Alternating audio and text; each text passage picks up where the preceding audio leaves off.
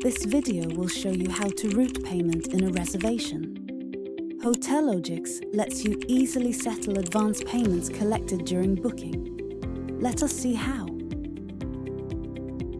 Right-click the reservation in which you wish to route payment. Click Checkout/Payment in the context menu that shows up. You are taken to the payment page of the reservation. To route payment, select the payment in the account statement.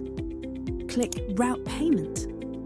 Select the guest in whose name the payment needs to be routed. Note, you can route total payment or do it partly. Edit the amount by clicking on the total amount.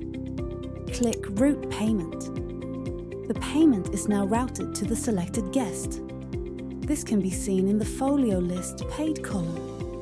This brings us to the end of the video on how to route payment in a reservation.